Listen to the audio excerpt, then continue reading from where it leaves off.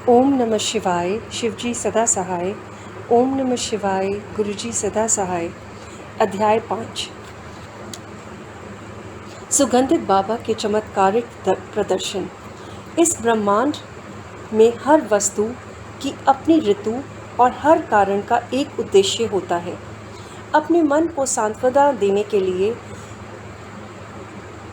Solomon के इस ज्ञान से मैं वंचित था।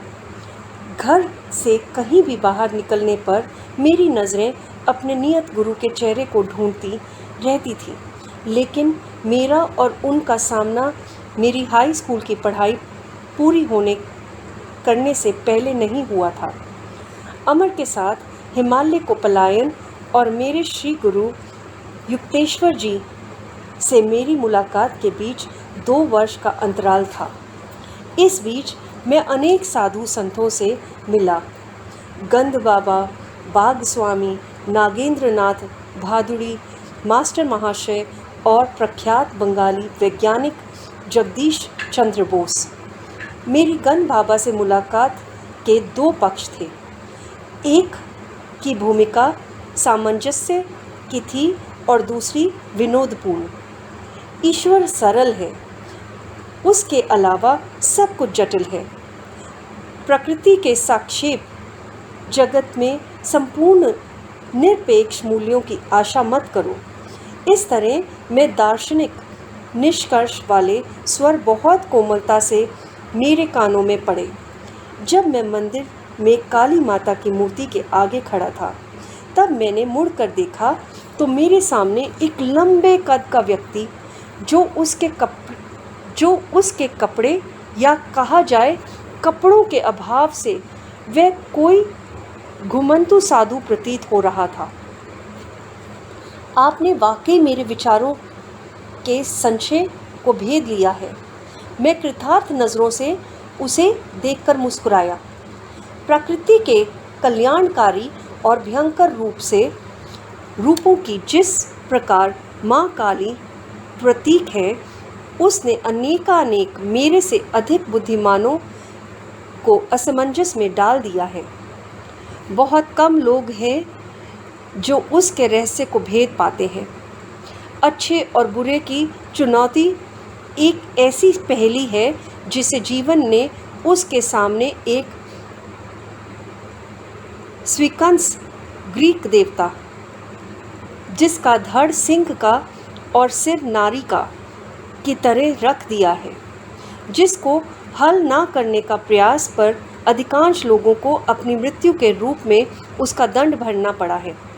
ऐसी थीब्स के समय से होता आ रहा है। एकाध बार एक अत्यंत उच्च ज्ञानी व्यक्तित्व पराजय को अस्वीकार कर देता है। द्वैत की माया से वह अद्वैत की अविभाजित सत्य को खींच लेता है। द्वैत की माया को इस तरह समझाया गया है। आकाशीय अथवा ब्रह्मांडीय भ्रम शाब्दार्थिक अर्थ है मापने वाला। माया सृष्टि में एक जादुई शक्ति जिसमें ना मापे जा सकने वाला और अविभाज्य दोनों सीमाओं और भागों में बांटे हुए हैं। इमर्सन ने निम्न कविता लिखी जिसे उसने माया का शीर्षक दिया। माया अभेद्य है, अनेकानेक जाल बुनती है, उसके मोहक चित्र कभी असफल नहीं होते। एक दूसरे पर समूह बनाकर पर्दे के ऊपर पर्दा, एक ऐसी मनोमोहिनी जिस पर धोखे की अपेक्षा करने वाला भी विश्वास कर लेता है।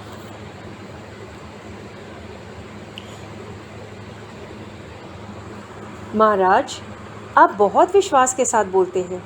मैंने काफ़ी समय तक निष्ठा के साथ आत्म परीक्षण और ज्ञान प्राप्ति के लिए बहुत दुखों भरे रास्तों को पार किया है। आत्म परीक्षण और विचारों पर लगातार अपना ध्यान बनाए रखना एक अत्यंत कठोर और हिला देने वाला अनुभव है।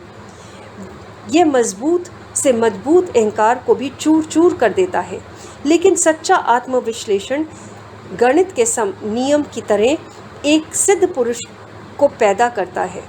स्वयं के विचारों से प्रेम व्यक्तिगत मान्यताएं एक अहंकारी को बनाती हैं, जो ईश्वर और सृष्टि की अपने तरीके से व्याख्या करना अधिकार समझता है। इस तरह की अहंकार युक्त मौलिकता के सामने सत्य तो विनम्रता से पीछे हट जाता होगा। मुझे इस चर्चा में अति आनंद आ रहा है।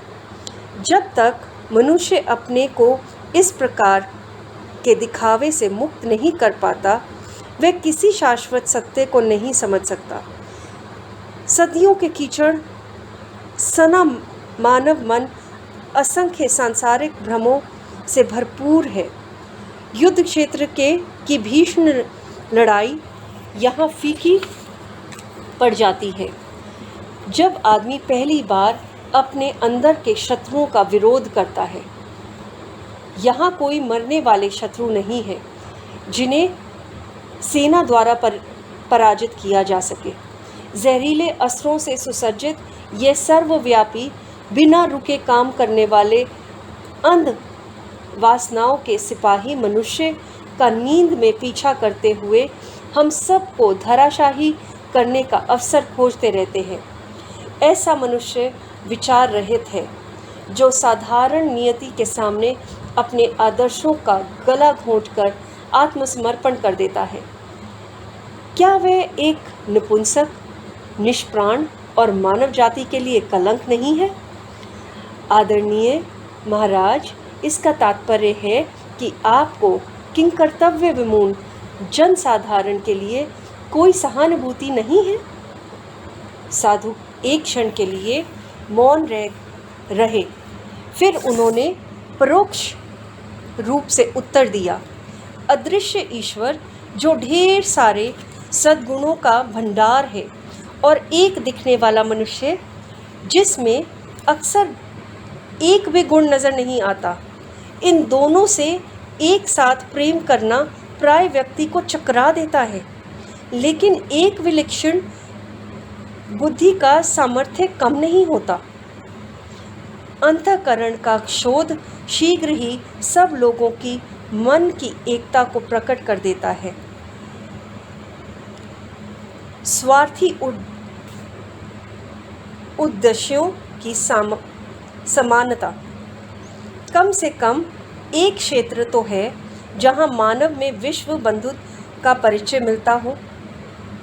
अहंकार को पूरी तरह से पछाड़ने वाली इस समानता का आविष्कार मनुष्य के मन में भयचकित विनम्रता उत्पन्न करता है। फिर वह अपने साथी के प्रति दर्द से परिवर्तित होता है, इस बात से बेखबर कि आत्मा की घाव भरने की क्षमता एक अनुसाधन के रास्ते पर है। महाराज, हर युगों में के संत आपकी ही तरह जगत के दुखों से विचलित हुए हैं। केवल तुच्छ व्यक्ति ही दूसरे के दुख के प्रति संवेदनशील होता है, क्योंकि वह अपने ही संकीर्ण दुखों में डूबा रहता है। साधु का उग्र व्यवहार अब काफ़ी नरम और सौम्य हो गया था। जो व्यक्ति स्वयं को अंदर चीड़-फाड़ का अभ्यास करता है, वही अपने अंदर दूसरों के लिए दया भाव का अनुभव करेगा। तब उसे अहंकार की नित्य कोलाहल भरी मांगों से मुक्ति मिल जाएगी। इस प्रकार की भूमि में ईश्वर का प्रेम रूपी फूल खिलता है। अंत में जीव अपने सृष्टा की ओर वापस आता है।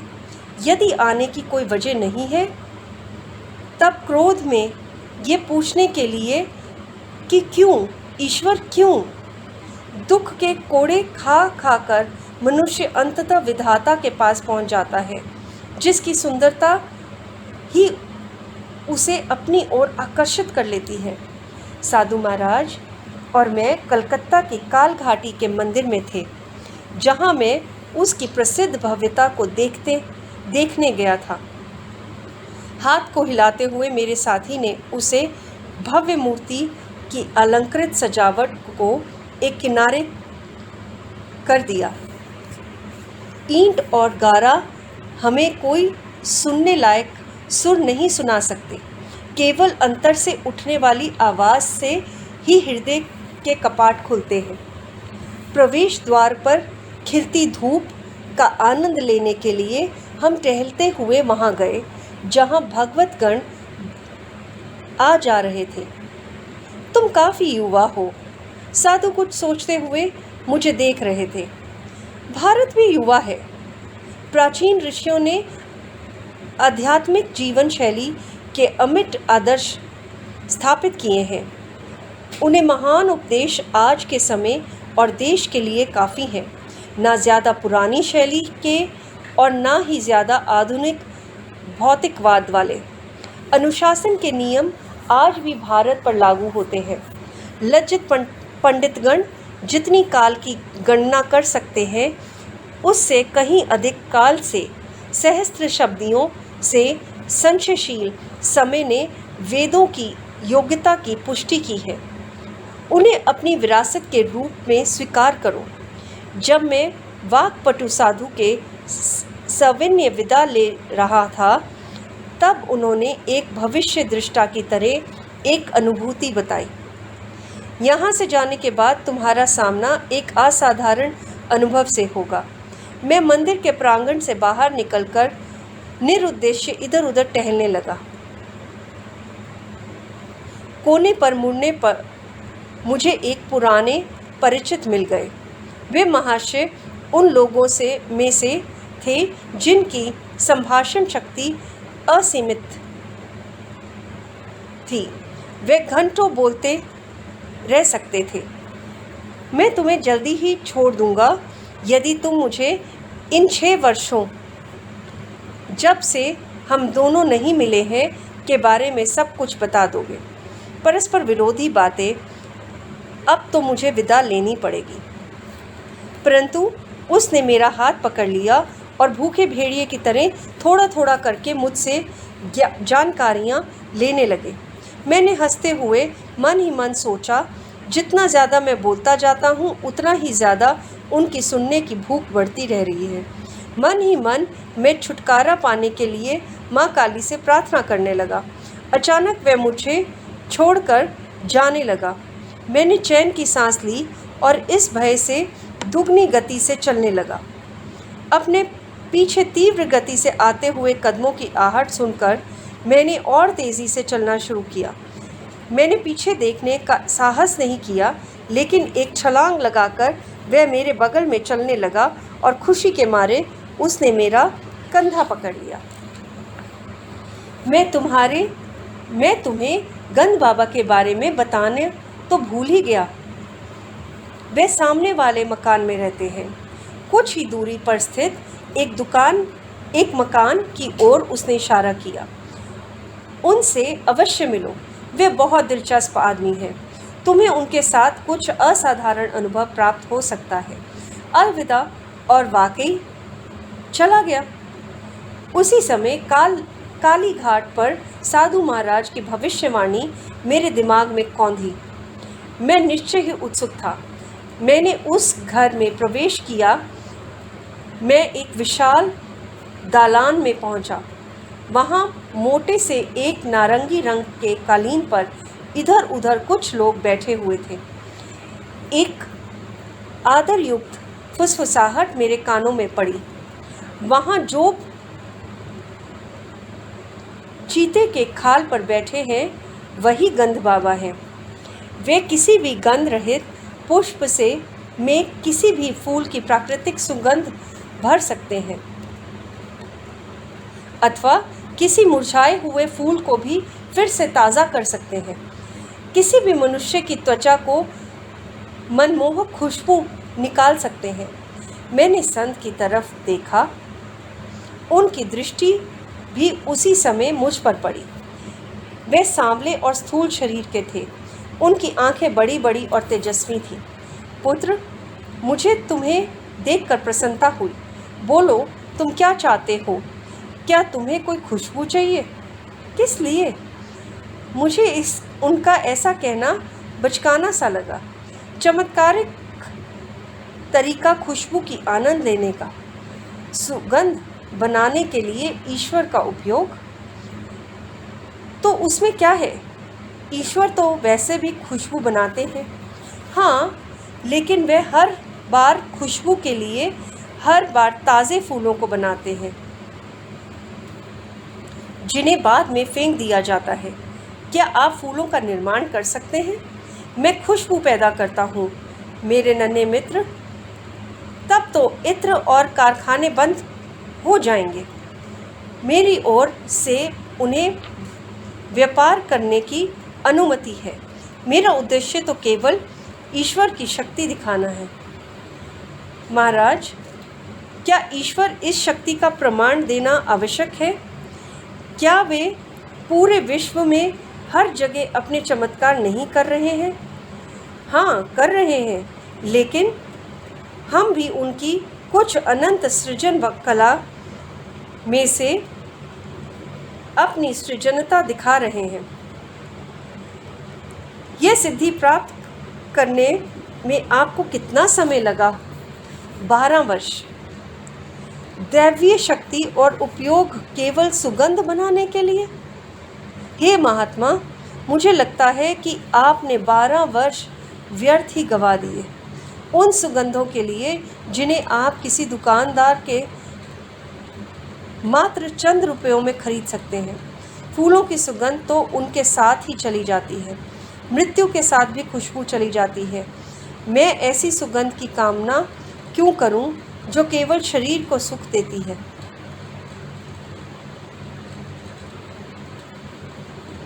दार्शनिक महाशय, तुमने मेरे मन को प्रसन्न कर दिया। अब अपना दाहिना हाथ बढ़ाओ।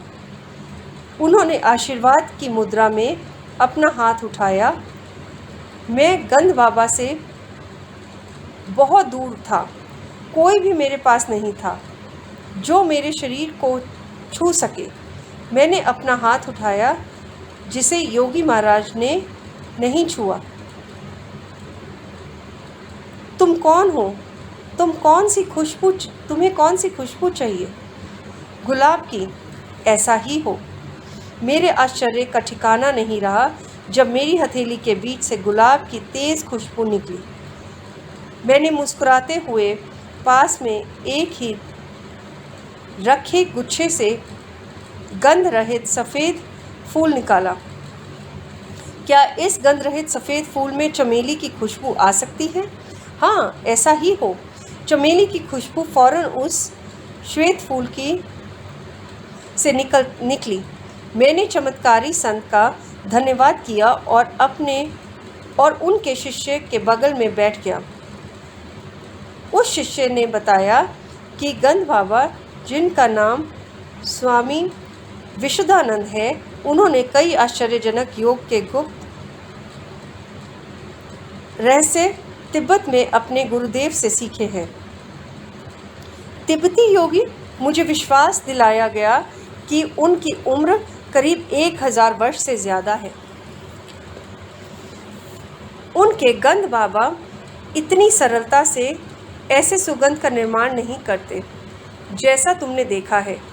शिष्य बहुत गर्व से अपने गुरु के बारे में बता रहा था।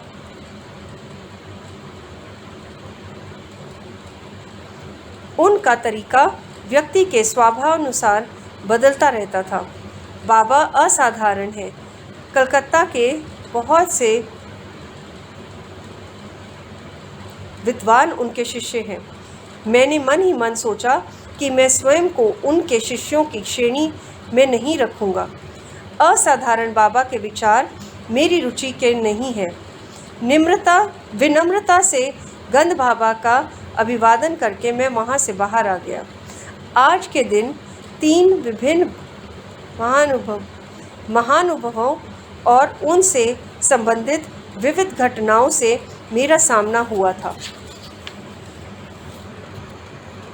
जैसे ही मैं गुरपार रोड घर के दरवाजे पर पहुंचा, मेरी बहन उमा सामने खड़ी थी। तुम इत्र के बहुत शौकीन बनते जा रहे हो, क्या बात है? बिना कुछ बोले मैंने अपना हाथ बढ़ाकर सूंघने का इशारा किया। कितनी मोहक गुलाब की खुशबू! ये असामान्य रूप से तेज भी है। यह सोचकर कि तीव्र रूप असाधारण है, उसके नाक के पास मैंने सुगंधित फूल रखा। ओह, मुझे चमेली की खुशबू बहुत पसंद है। उसने फूल छीन लिया।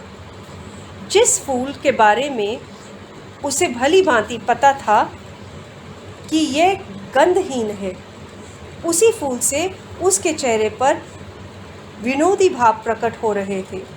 उसकी यह प्रतिक्रिया ने मेरे मन को संदेह मिटा दिया कि क्या पता खुशबू गंध बाबा ने सम्मोहन से पैदा की।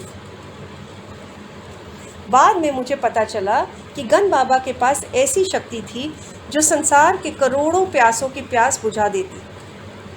बर्दवान के गंध बाबा के घर उन सैकड़ों लोगों में मैं भी उपस्थित था। अलकनंदा ने मुझे बताया, यह एक बड़ा उत्सव है क्योंकि योगी जी की ख्याति थी कि शून्य में से वे कुछ भी उत्पन्न कर सकते हैं। मैंने हंसते हुए उनसे प्रार्थना की कि वे बेमौसम के संतरे को उत्पन्न कर दें। तुरंत लूची जो केले के पत्ते के ऊपर रखी हुई थी वह फूल गई। लूची जो एक चटपटी गोल भारतीय रोटी है। वह एक लूची को खोलने पर उसमें से छिले हुए संतरे की फांक मिली। मैंने सहमे मन से खाना शुरू किया, परंतु वह तो बहुत स्वादिष्ट थी। कई वर्षों बाद मुझे समझ आ गया कि कैसे गंध बाबा ने वस्तुएं पैदा करने की सिद्धि प्राप्त की। यह पद्धति दुनिया के भूख से पीड़ित मानव झुंडों की पहुंच से बाहर है। मानव की विभिन्न इंद्रियों द्वारा जो उनके स्पर्श, रस, रूप, गंध और शब्द को जो विविध अनुभव होता है, वह इलेक्ट्रॉन्स और प्रोटॉन्स की संवेदनात्मक विविधता से होता है। इनको लाइफ्ट्रॉन्स नियंत्रित करते हैं। ये प्राण तत्व आणविक ऊर्जा से भी सूक्ष्म होते हैं और 5 विशिष्ट संवेदी तंत्रिकाओं से युक्त होते हैं। गंध बाबा उन्होंने ब्रह्मांड की शक्तियों के साथ कुछ विशिष्ट विधियों द्वारा समन्वय बैठाया और लाइफ्ट्रॉन्स की संरचना को व्यवस्थित कर इच्छानुसार फल पाते थे। उनका विभिन्न प्रकार की सुगंध निकलना, फल पैदा करना और अन्य चमत्कार केवल संवेदनाओं के बदलाव से प्राप्त हो जाते थे। वे चमत्कार सम्मोहन द्वारा उत्पन्न आंतरिक संवेदन नहीं होते हैं। छोटे मोटे शल्य चिकित्सा में भी चिकित्सक सम्मोहन शक्ति का उपयोग करते हैं। यह एक प्रकार का मानसिक क्लोरोफॉर्म का कार्य करता था उन व्यक्तियों के लिए जिनके लिए बेहोशी की दवा खतरनाक असर करती थी, लेकिन सम्मोहन की बार बार करना खतरनाक हो सकता था। एक नकारात्मक मनोवैज्ञानिक परिणाम कालांतर में मस्तिष्क को कोशिकाओं की संरचना से असंतुलित पैदा कर सकता है। सम्मोहन द्वारा दूसरे की चेतना में अनाधिकार प्रवेश है। चमत्कारों का प्रदर्शन जिस तरह से गंध बाबा करते थे वह असाधारण तो अवश्य है, लेकिन अध्यात्म की दृष्टि से देखा जाए तो व्यर्थ है। इसका कोई मनोरंजन के अलावा कोई प्रयोजन नहीं है। अतः ईश्वर की यथार्थ खोज में यह साधक को इस मार्ग और उसके मार्ग में विचलित कर देते थे। असाधारण शक्तियों का आडंबरपूर्ण प्रदर्शन इसका सिद्ध योगी समर्थन नहीं करते हैं। फारसी संत अबू साइद ने जल, हवा और अंतरिक्ष पर अपनी चमत्कारी शक्तियों का अभिमान करने वाले कुछ फकीरों का उपहास उड़ाया था। मेंढक भी पानी में आराम से रह सकता है। अबू साइद ने सौम्यता से उन सब का उपहास उड़ाते हुए कहा था, कौवे और गिद्ध भी हवा में आसानी से उड़ते हैं। इसी प्रकार शैतान पूर्व में भी है और पश्चिम में भी। इसी प्रकार शैतान पूर्व में भी है और पश्चिम में भी। सच्चा मनुष्य वह है जो अपने साथियों के साथ सदाचार का पालन करते हुए रहता है, जो खरीदता और बेचता भी है, लेकिन ईश्वर को एक क्षण के लिए भी नहीं भूलता। किसी अन्य मौके पर महान फारसी शिक्षक ने धार्मिक जीवन पर अपने विचार इस प्रकार व्यक्त किए। उसने मस्तिष्क में रखे निम्न विचारों, स्वार्थ, सनिष्ठा और आकांक्षाओं को एक कोने में रख दीजिए और कुछ आपके पास हाथ में है उसे हाथ खोलकर बांटिए। आपत्तियों के आघात से कभी विचलित नहीं होना चाहिए। ना तो निष्पक्ष साधु जो कालीघाट से मिले थे, ना ही तिब्बती योगी द्वारा प्रशिक्षित योगी, ये दोनों साधु मेरी गुरु की खोज की संतुष्टि नहीं दे पाए थे। मेरे हृदय में आध्यात्मिकता को पहचानने के लिए मुझे किसी भी शिक्षित करने की आवश्यकता नहीं थी।